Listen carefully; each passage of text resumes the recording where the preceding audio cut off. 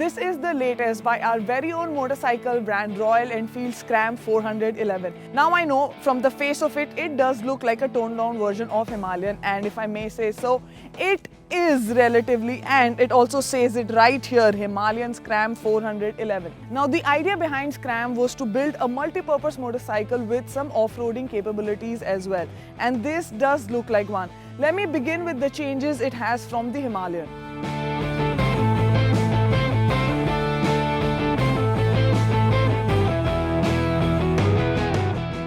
The Scram 411 definitely looks less intimidating and is shorter as well. It looks more relaxed, comfortable, more towards the city riding, I believe. Now there have been a certain design changes as well. As you can see, the headlamp is shorter, little further away, and is surrounded by the cast aluminium. The windshield has gone, and on the instrumental cluster you cannot see the revs anymore like you could in the Himalayan, so that is missing. The navigation tripper does not come as standard with the Scram 411. You'll have to get it separately with MIY.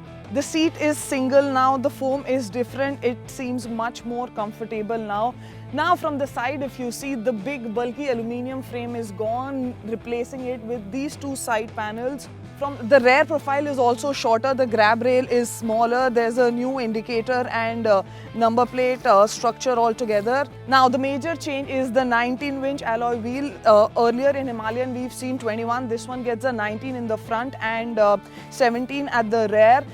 Everything else is basically the same, the suspension setup is same, the engine is same, brakes are same. The overall quality, the fit and finish of the Scram remains similar to the Himalayan, although this is 2022, so I was expecting more like classic, like much nicer quality motorcycles. Because of all these changes, the bike is lighter now, not a lot, 5 kgs, but I think it's pretty good because I genuinely felt that Himalayan is an ADV and it was heavier for its capabilities. So this is a little bit sorted. Even the ground clearance has dropped by 20. It is now 200 mm. The seat height is gone low by 5 mm. It is now 795 mm. What has really improved on the Scram 411 is the ergonomics triangle. It is extremely comfortable.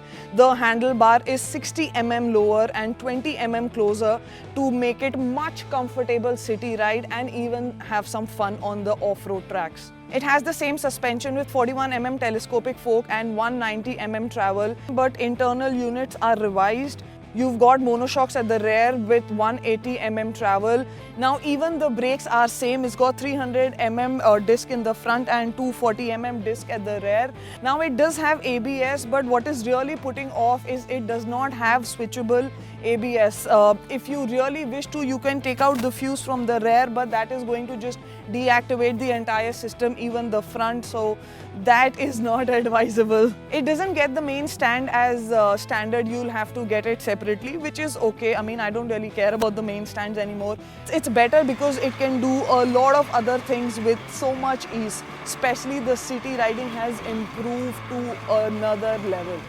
The mechanical specifications continue to use a 411cc single-cylinder engine that makes 24.3 bhp of power at 6,500 rpm and 32 Nm of peak torque at 4,500 rpm. The motor is linked to a 5-speed gearbox. Although the engine is same, but it gets a new map which calibrates the engine to be a lot more efficient when riding in the city. The engine is so refined and the throttle response is also much smoother. The bike is great to ride between 80 to 100s. Middle range of rev band is strongest. Easy for really long smooth rides. You can comfortably cruise miles and miles. Royal Enfield has positioned this bike as an all-rounder, and I can say this after riding it for a couple of days that this can perform fairly well in cities and on long rides also. There is no problem. 100, 120, no problem at all, but I think after 120 the bike wants to be pushed a little bit more. Also, just like any other Royal Enfield motorcycle, the Scram 411 can be customized too. You have so many options, from make it your own app, go to the store or go to the app and customize your bike as you want it. This looks pretty youthful and funky, and to top it all, it comes in 7 really bright and nice colors. Okay, now between Himalayan and Scram, it depends on what you would be mostly using the motorcycle to do for.